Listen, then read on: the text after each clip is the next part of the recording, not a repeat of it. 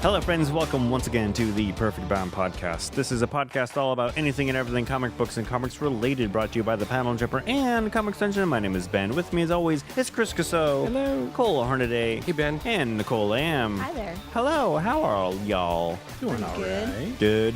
Good. Mm-hmm. Staying cool. Surprisingly It's cooler. actually not that bad right now. No. Yeah. What did it peaked out like about 90 degrees today? Yeah. Yeah. 90? It was 90? Well, definitely Yeah. it was 80 when I left. It was in definitely the morning. 90 at some point if it went Yeah. higher. I spent yesterday and today moving not yesterday and today, the day before yesterday and today, Tuesday and Wednesday, moving a 500-pound portable air conditioner up 5 steps and then back down 5 steps. It was for my theater company, and we rented this unit, and we just couldn't get it around the corner. But it was 500 pounds, and there's 4 of us struggling for this thing. Oh my I swear to God, it was the scariest thing I've ever done. What happened? We had to send it back and get Seriously? a smaller one. Yeah. Oh, that's terrible. It is terrible. But we have plans to bring professional movers in to get another one in soon. Yeah, the AC at my bank apparently went kaput, and I walked in and I felt like I was walking into a scene from Terry Gilliam's Brazil, because they had all these portable units, and these portable units, these big, they were the size of refrigerators and painted like off blue, but there were these giant white ducts everywhere. Yeah. ducts That's everywhere. the exhaust. Yeah, and they were like down out of the ceiling and snaking around the floor, and I'm like, this is just, and I should have gotten a picture of it and made some clever quip pertaining to Terry Gilliam and to Brazil, but I didn't, because, after the fact, it's far funnier. Yeah, I'll just go back to the bank tomorrow. Hey. Yeah, apparently Terry Gilliam's a terrible person, but let's not dwell on that too much. Let's talk about the Green Lantern, everybody. Green Lantern. Yeah, DC Comics is, of course, relaunching it, and it's going to be written by Grant Morrison. So he's going to be writing it on an ongoing? Yes. Wow. Yeah, with Yeah. Liam Sharp on With art. Liam Sharp on art. Oh. It's a big... and I don't care for Liam Sharp. okay. I think he's... No. Instead of the big, this is a quote from Morrison. Instead of the big epic 12-part stories, we're focusing down on the everyday life of a space cop. Basically, it's no more apocalypse-ending storylines.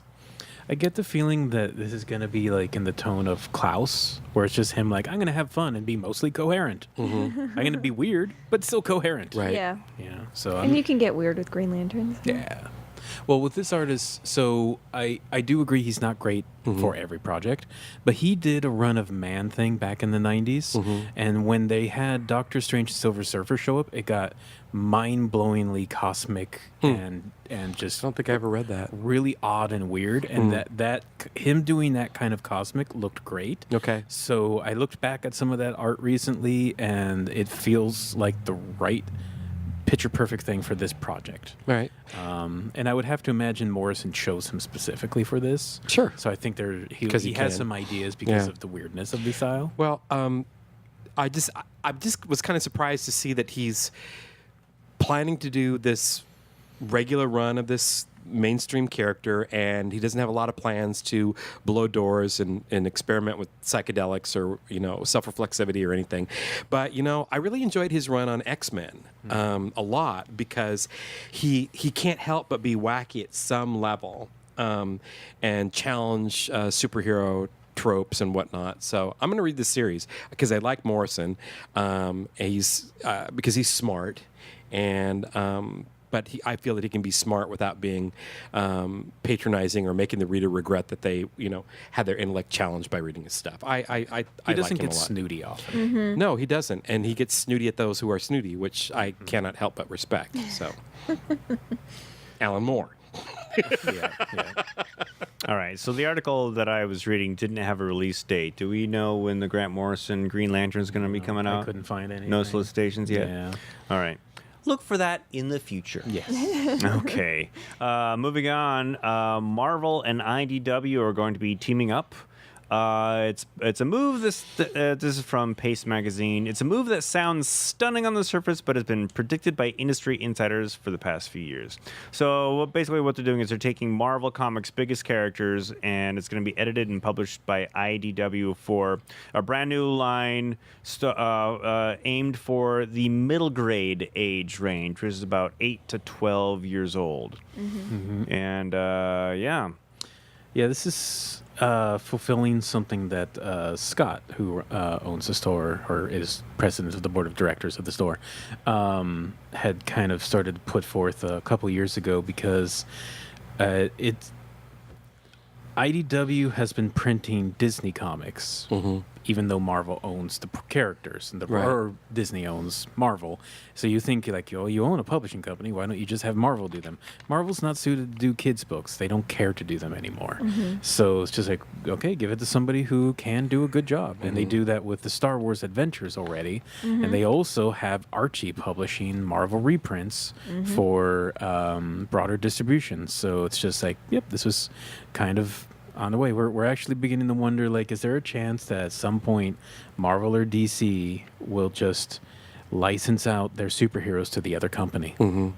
Is there a point where Marvel will be like, screw it, everybody's angry at us all the time. Let's just pay DC to do a Batman or a Spider-Man comic. It's just like, that's the way the corporation world we live in now. Yeah. It's a plausibility. There's going to be a day that comes when one company owns both Marvel and DC. Yeah. I guarantee it. And then at that point, it doesn't matter what house is technically printing it. Yeah. Disney's going to buy Time Warner or something to that effect. Yeah. It's going to kick off in November with a Spider-Man series featuring both Peter Parker and Miles Morales. And then the Avengers come November, and finally a Black Panther series in January of 2019. So no creative teams have been announced, but look for those in late this year. Now we're talking about 2019 comics. Yeah. Where did this year go? Yeah, it went fast. But that's really good, because especially after the Black Panther movie, we have people asking about Black Panther. And Black Panther's, like, right now, seriously political. It's not, like, fun and lighthearted or anything like that. You don't want to hand it off to an 8-year-old. Not necessarily. And there's only a handful of age-appropriate. There's, like, a little digest book, and that's out of print now. And then there's a Golden Little book, and that's there about was, like, a Black Panther Adventures or something. Yeah, that's the one out of print, I think. Not Golden Book, though. It was, like, a digest. Yeah, that's the one that's out of print. The digest, Marvel Adventures digest one. No, there's a one in between. So, sidebar, what do you do when you have folks who are attracted to the film properties and they come into the store? Is it helpful to, like, steer them to the reprint collections, maybe? Because, I would not recommend a preteen who saw the Black Panther. I would not recommend the Ta-Nehisi Coates book to them, because it's probably going to be super duper boring.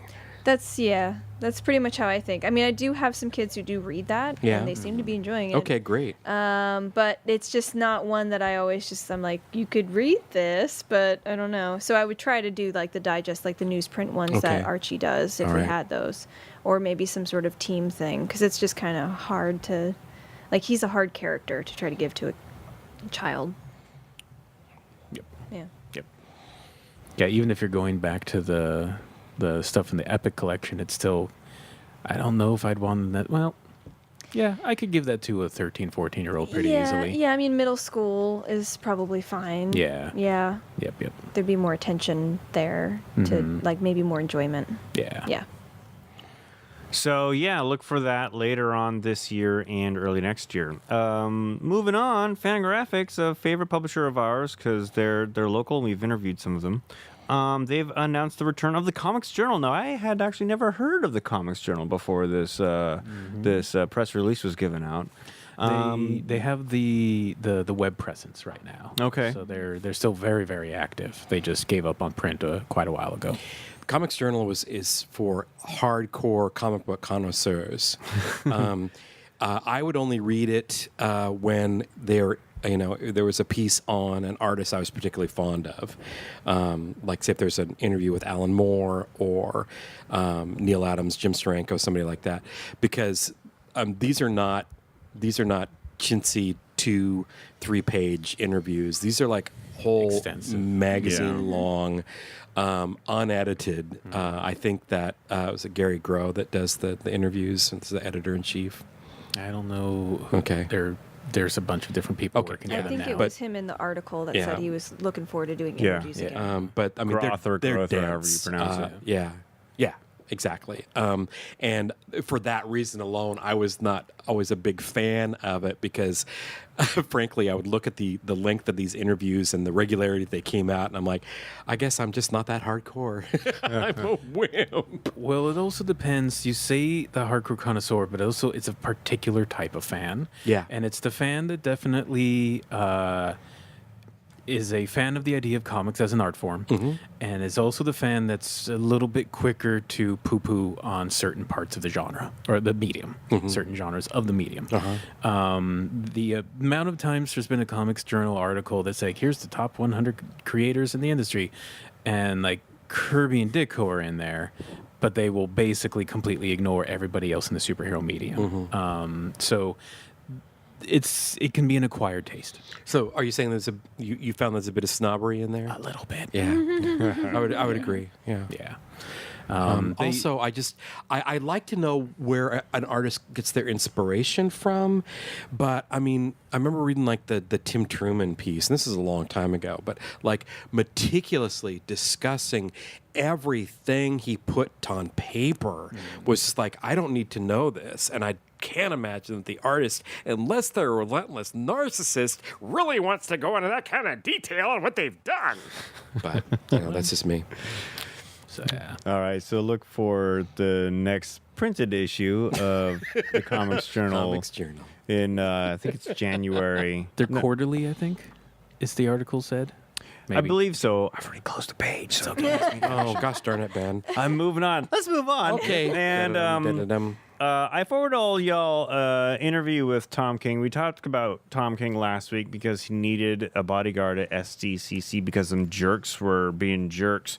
And he was talking about breaking Batman and like, how do you break Batman? You cannot physically break him because he gets beat up every night. You can't emotionally break him by killing Robin because they kill Robin every Friday. So how do you break Batman? You break his heart. Sure. And so that's why his marriage, he was jilted. Yes. And but what I took away from it is Tom King came up with that storyline, and I always thought people who did legacy characters like Batman or like Superman are given edicts of what to do, and like and some editor at DC was like, all right, we're gonna have this story arc. We want Batman to go run up with a wedding with Catwoman, and then she's gonna leave him. Write it, and that's not what happened. No, yeah. See, so I'm sure every editorial division and every company has different methods of approaching it, but I'll give you an example that I read about when Marvel decided to do the Clone Saga, and that's that at that point in time they were trying to compete against DC and the death of Superman and the breaking of Batman and all these other things, and they're like, we need to do something with Spider-Man. So they got a room full of people and they just said, you will not be punished. Say whatever you want to say. Throw out the ideas. And somebody's like, clowns? And they're like, do it. You're on top of the book. Like, that's a real meeting. So that's how some of this stuff just happens. Wow. Is that I'm sure they have certain like hardcore anchors at certain times where like, try not to do this for too long. We already had Joker show up 5 times. Like, that's the cap for the year. Yeah. But otherwise, they were just kind of like, what you got, Tom? And he's like, I'm going to make Batman cry. And they're like, go with it. So, All right. sorry, our giggling is this that the story is still entertaining, but we find it very humorous that Bane's just like, I'm going to make you cry. Yeah. And he's just like, we're going to break your heart. Yeah. And it's just like, it's just a weird approach for a supervillain. Yeah. Especially Bane, who's like big muscle guy on steroids. Yeah. And he's just like, how do I make him sad? His muscles have muscles. Let's manipulate Selena to leave him. Yes. Wait, she was manipulated? A little bit. Oh. Where have you been? By characters or by the storyteller? I would say All of the maybe above? maybe more coercion. Oh. Oh. You know, dropping some little I like, just have not followed this story at all. hey, did you ever think about that? Uh-huh. Here's a little She's bit like, else that makes it sillier and funnier. So he's going through this long plot to make Batman sad, and they reveal that we're past spoilers. It's fine for spoilers now. I It's think too late now. It's too We're late. so deep. And they reveal that he's been plotting this for years, and there's like a room full of people who are in on the plot, like the Riddler, the Joker, other kind of heroes, and included in the room is Booster Gold's little robot Skeets. Right. Remember you putting that out. Yeah, and it's just kind of like your plan to make him cry is so meticulous. You included a time traveling robot just to break his heart. It's the long con. Yeah, so it's just like it's just very funny to me that that's the level of storytelling we're getting. Yeah. All right, let's move on. Robert Kirkman's Super Dinosaur is going to get an animated adaptation. I've never heard of Super Dinosaur before, but it sounds awesome. Yeah, you know. I think I read them. It came and they, went. It was pretty they quick. Were, they were aimed at young adults, Yeah. right? Yeah. Like basically preteens. It felt like a Dinosaurs and Saturday Mexians. morning cartoon style. For Yeah. sure. Yeah. Tyrannosaurus Rex with the wrist-mounted rocket launchers. Yep. And big old robo arms. Right. Yeah. Yep. Oh, right, because it's a Tyrannosaurus Rex. Oh, it's so cute. I'm just now looking at the picture, and his robot arms are the big arms, but his little arms are running the joysticks. Yeah. Yep. It's Kirkman. It's fun. It was actually a lot of fun. It's just that it's now 7 years old, something like 8 years that. old. So it's interesting that it's coming back. Yeah. Well, I mean, been a lot He of probably years. sold it 7 years ago. And then I'm he's getting sure onto it. someone was like, Walking Dead is popular. Does Kirkman have anything else we can sell? Well, yeah, no. There was after the rise of Walking Dead, anything that he was writing was like Bank, Thief of Thieves, Outcast. and Outcast. Well, Outcast is a TV series that I have not seen. I never read the comic, but Thief of Thieves was ridiculous. That first issue skyrocketed in value. Still worth something. Oh no, it's not. I couldn't get rid of them well, on eBay. technically it yeah, is, no, yes. yeah. Yeah. People think they are. So Yeah. there's, but yeah, like within a month or so, it was like people were trying to sell it for $80. I think for a tight window there, people bought it for $80. But no, I came across first, second issues and first printings, and I could not get rid of them. So yeah, no. Okay, so I'm looking forward to that. I definitely want to watch it. Especially now that you know. Especially now that I know he's The this is little. Yeah, totally. Black Panther's sister Shuri is getting her own ongoing title these days. This is going to be, according to Bustle magazine, it's going to be written by Nnedi Okorafor and drawn by Leonardo Romero. And yeah, I mean, we like all things Black Panther here, so I just wanted to bring that up. It's a. Oh, sorry. Go ahead. You go ahead. No, you go. No, you go. It's the movie Shuri. Just to. It's the movie It's version not. of her. It's not comics Shuri. Yeah, there's some drastic differences. There's some drastic differences. Is that a thing? Is it like how different is Shuri it? in the comics is very serious. Yeah. And she was Black Panther for a good Yes. chunk of time. And movie Shuri is what are those? So, Right, you right. know. It's a little different. Look at those shoes. Yeah. Yeah. I'm nervous about the word ongoing because it's usually with Marvel it's ongoing until it's not. They're Right. going to Yeah. break your heart. Bane's in the corner, like, let's make a new comic. It will be ongoing. No, it won't. You are new to depression, but I was born in it, molded by it. All right. It's all Bane. Behind the scenes. It's all Bane. Let's move on and let's talk about Christopher Priest. He's returning to the Spider-Verse with the Spider Force. And I tried to open the page that I found this from. Man, I'm getting a 404 Yeah, it was error. gone. I had to hunt it down after that. But Yeah. so he's basically making X-Force, but with spider people. Okay. Yeah. He's just getting the serious, dark spider people to go on a suicide mission. And it's like, okay, that's the guy to do that story, Yeah. I guess. But it's Priest be though, fun. so it's going to have some some fun stuff. some weirdness. satirical aspect to it, right? Yeah. Promise me. Yeah. Because it just sounds dreary. No, it sounds like Exports with spider people just sounds freaking dreary. no. One of them's like Spider Lad of the future, and he's like a cosmonaut with spider power. So yeah, Spider Lad 2099. that would be great, actually. You remember that? Bless you. That was a thing, actually. Yeah, Spider-Man in 2099, the whole 2099 universe. Well, no, but there was also a Spider Boy 2099, the amalgam. So I thought that's what you were doing. Oh, yeah. no, I just pulled that out of the Butt Ether. Oh, that's nice. Spider everything, man. Yes. Yeah. There should be Yeah. a spider T-Rex at some point. T-Rex. Ooh. Oh, with the 8 little tiny arms. Break the spider hearts. Oh, anyway, so I just thought that was interesting. and spiders? I don't know. Just imagine the Charlie's Angel version of like the T-Rex with like little tiny arms everywhere. Like the silhouette on that would be real Strike a sweet. pose. So T-Rex Yeah. podcast is coming up now. Totally. We have lots to talk about, guys. All right. All right. Arms, tiny arms. And let's move on to book report, everybody. And Nicole, let's start with you. What do you want to tell us about? I want to tell you about Ruin World by Derek Loffman. It's an adventure title that is published by Kaboom, and it is like a pure fantasy action adventure series marketed to all ages. And it focuses on a fox warrior who's really good and a pig who is really bad at combat but really, really wants to do adventuring. And there's a Cthulhu monster that shows up in an abandoned tower, and, you know, there's thieves around stealing things that they shouldn't. And it's just got really great art, really fun. I'm super stoked for this title, and I really like having something that's like a real pure fantasy adventure title for all ages, because I think that there is a lot of mashups happening these days, and it's always nice to have things that really fulfill on that adventuring. So short and sweet and to the point. I just want you all to go out and read it. It's very cute art. I follow Derek on Instagram, and his stuff is just delightful. So I definitely recommend following him, checking stuff out, and then picking up Ruin World. It's a 5-issue limited series, unless it's not, because sometimes things are popular.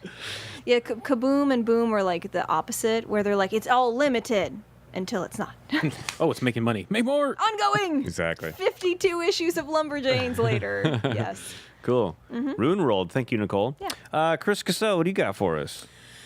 So I read Rob Guillory's Farmhand, first issue, new Image series. Rob Guillory is the artist from Chew, the hit dark comedy crime series from a few years back.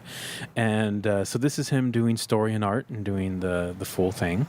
And did y'all see that movie Phenomena with Travolta?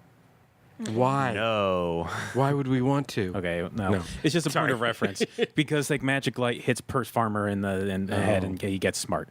So that happens. This guy gets phenomenon, and That's all I can think of. Sorry. It is brilliant. and instead of becoming John Travolta, he gets more interesting. He basically finds a way to make genetic plant hybrids that grow body parts. So there's kidney trees and there's like eyeball plants, and he can make you new lungs and everything.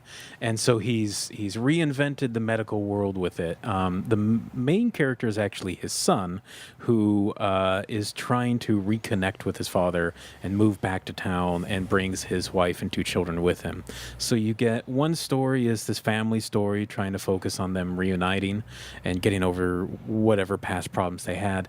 And then you have a much darker, seedier story, sorry for the pun, that there's all sorts of government forces or other people that want in on the secrets of this farm, and people trying to steal the rogue body parts, and the farmer in charge has a bit of a dark secret side going. So there's a lot of interesting subplots developing, some good characterization, and a lot happens in one issue. So really good first impressive outing for number 1 issue from Image. It's only $3.99. Cool. All right. Farmhand. Thank you, Chris. And finally, Cole Hornaday. What do you got for us? Well, I read the collected or the trade paperback Paul Jenkins and Leela Leitz's Alters from Aftershock. I read the first issue when it came out. I think Nicole may have reviewed it back in the day. But I picked it up and I enjoyed it, but I didn't feel any sense of forward momentum to actually read the series. So I happened upon the trade that just came out, and it collects, I think, the first 5 issues Yeah, that sounds of right. the series. and please bear with me because I'm really excited about a lot of what's happening with this book, but the way my life worked out, it perfectly dovetailed with an academic study that I've been reading by Ramsey Fawaz. Who reads academic studies? Cole does. Cole does because he tries to incorporate it into the other crapola that he does with his wife. So, life. Yes. Whoops. So the New Mutants by Ramsey Fawaz is about superheroes and the radical imagination of American comics, primarily, and how comic books, especially Silver Age comic books, starting with the Fantastic Four and the early X-Men, rewrote the narrative as far as what was normative and non-normative, and opened up the doors of talking about bodies and gender and queer theory and transgender politics and realities in comic books. And the Fawaz's discussion has really been truly interesting to me, and I thought it was kind of cool that I read Alters, and let me tell you the story of Alters. Alters is a story of this teen superhero named Chalice, and she's going up against this big bad called the Matter Man, who I think his MO is he actually eats other super beings and absorbs their powers. I'm not really clear on that, but the reveal at the end of the first issue is that Chalice is actually a transgender and is male at home with her family. That kind of to me was like the perfect end of the road of what Fawaz has been talking about, where I want to try and read this quote to you really quick here because there's a lot of lovely quotes in this book. This is relating to the Fantastic Four, recasting the superhero as a paragon of non-normative gender and sexual identity, a figure whose deviant bodily morphology could open up the superhero to a universe of equally deviant relations. The final image can help illuminate how the Fantastic Four's queering of the superhuman became a common trope extending into the 70s. Just giving permission to how we tell these stories and making this aspect of reality, of these people's reality, do I want to say normalizing it? I think that's a lot of what happens in these kinds of stories, and I think that's the joy and the benefit of reading these stories, at least for me. And that's what's happening in Alters. There's a certain aspect to it that's saying this is not deviant. This is normal. This is how these people live their lives, and we should celebrate who these people are.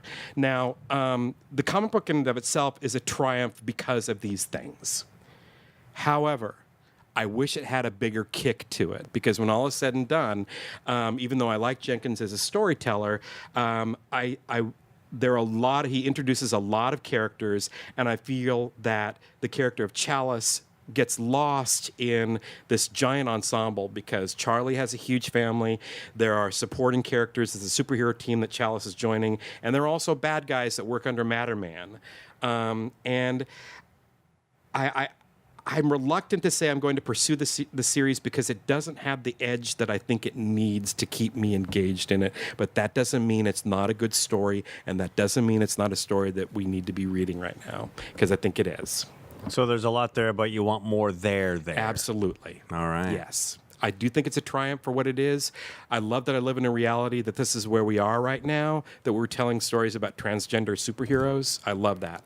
I kind of set my expectation higher based on having read superhero comics for, my entire life. So.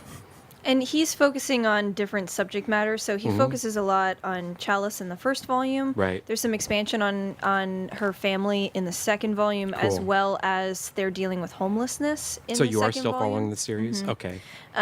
So it looks like they're going to, so in the single issues, they had articles. Okay, they do include the articles in the back of this, which is good, because what Paul Jenkins is out to do is not just tell a story, but he's also consulting with a lot of different people. So he consults with a lot of transgender people about the character and about their lives and stuff like that. And then in the second one, he does talk to people who have dealt with or are currently experiencing homelessness.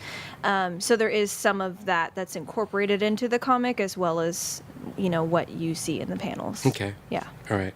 I'm sorry, I was looking for another quote from Fawaz. So, by the by, Fawaz is transgender as well. If you get an opportunity to see History Channel's, I believe it's called The Superheroes Decoded, Ben Saunders, the professor at University of Oregon, who also curated the Marvel Mopop exhibit, is one of the go-to talking heads persons, and Fawaz is as well. So, and here's a little personal point of connection is Saunders teaches at my former alma mater, the University of Oregon, and teaches comic books. Fawaz teaches at my former alma mater, the University of Madison, Wisconsin. Wisconsin and Madison.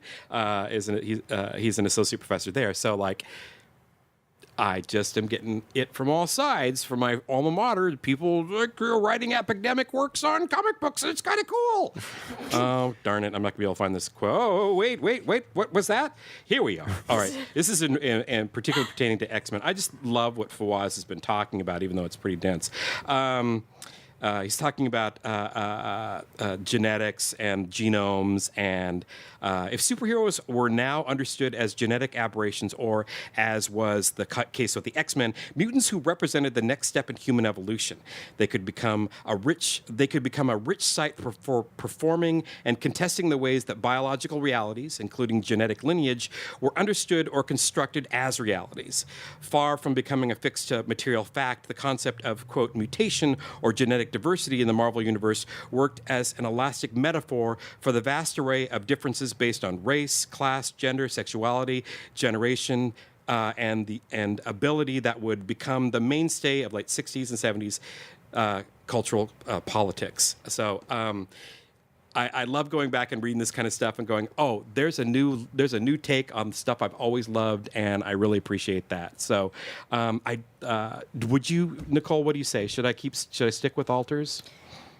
Well, it depends, because is kind of, it's just a superhero analog. Right. And it's not necessarily bringing anything new to the table Right. in that superhero genre. Okay. What it brings is it's talking about different ways of life. Uh-huh. And I really like the art from Leela Lee's. Mm-hmm. So that carries it for me. Okay. The superhero story is a little generic. I can ride with that. Yes. But I don't think that it is the thing that's going to spark you. Okay. It has to be the stuff kind of around it. Yes. Yeah. Definitely. Mm-hmm. All right. Great. Thanks for your help. I appreciate it. Mm-hmm.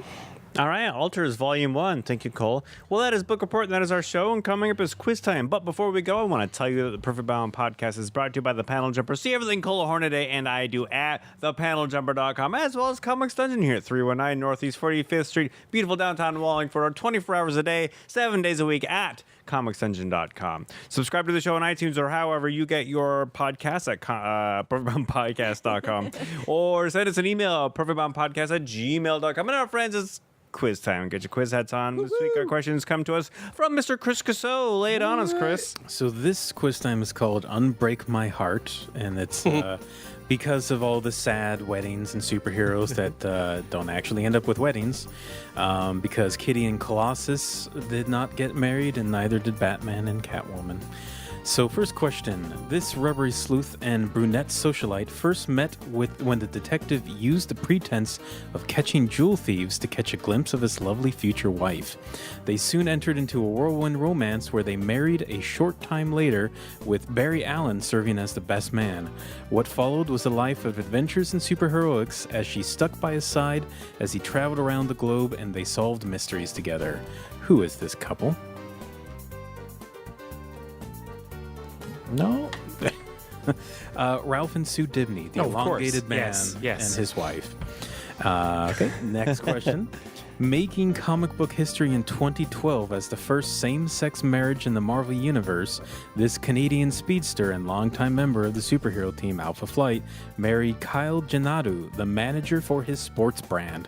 Nearly 10 years after this hero first came out as gay, same-sex marriage was legalized in New York, and soon after, the two characters became the first couple of married men in Marvel in the pages of Astonishing X-Men number 51, and they remain together to this day. I hope. I don't think anyone's killed them yet. Who is this hero? North Star. North Star. Next question. Meeting on the romantic location known as Battle World, where superheroes and villains were plucked by a godlike entity to battle to the death for entertainment, this power couple would quickly fall in love, get married, and be a thorn in the sides of Thor, She-Hulk, and most of the Avengers for years to come. One was granted his powers by Loki, while the other was remade from a scrawny, bully girl into a massive powerhouse by Doctor Doom. Who are these happily married criminals? Is it Crusher Creel and Titania? Yeah, Absorbing Man and Titania. What's her name? Mary? Mary something. It sounds right. Yeah, sure. Yeah. They were in Black Bolt. It was cute. Yes. Yes, they're actually a very adorable evil couple. They're great. IDW's Transformers comics have created a specific term for one Transformer's significant other, an individual that they deeply love. These are the equivalent of spouses. For example, when the life of a Transformer is threatened to the point of death, it falls upon their partner to make medical decisions on their behalf. James Roberts, one of the key writers of these comics, found that both IDW and Hasbro were very supportive and indeed encouraging about having same-sex marriages between characters, such as Chrome Dome and Rewind. And so they developed an entire cultural context behind these marriages. What is this union called? No one got it. I wish I knew. That would be a good name. Yeah. Conjuxendura. Oh my goodness. Well, that's a lot of words. It is. That's not even a word. Yeah, that's No, actually, I like conduit better. Conjux is a real word. I just forgot. I forgot to write that down. No. Sure it is. Last question. After waiting for 58 years to happen, this marriage has since survived an Identity Crisis, an Infinite Crisis, a Final Crisis, Blackest Night, a Flashpoint, a New 52, a Convergence, and a lot of bad writers. And while it will probably go through a few more bad patches, Grant Morrison has assured us it will survive into the 853rd century, where they will live happily ever after. Who is this? Is it Hal Jordan and Carol Ferris? Hope? Oh! I don't know. Lois and Clark, Superman and Oh. Lois Oh, Lane. because the other Superman didn't count because it wasn't Superman. And it kind of counts now. It's confusing. But yes. Did you say Morris or Lois and Clark? no? But I mean, what writer did you name? Morrison. Yeah, Grant Morrison did a story where in the 853rd century, right. Superman came from the sun and they resurrected Lois Lane Yes. and they get to live happily ever after. I remember until that. the end of time. I just think that you should give me credit for a really super duper good guess. All right. Well, half point to Cole. Woo woo! Half point. Well, that is quiz time. Thank you, Chris. You could apply that half point at nothing. It's my no prize. And thank you for listening, and we will see you next week.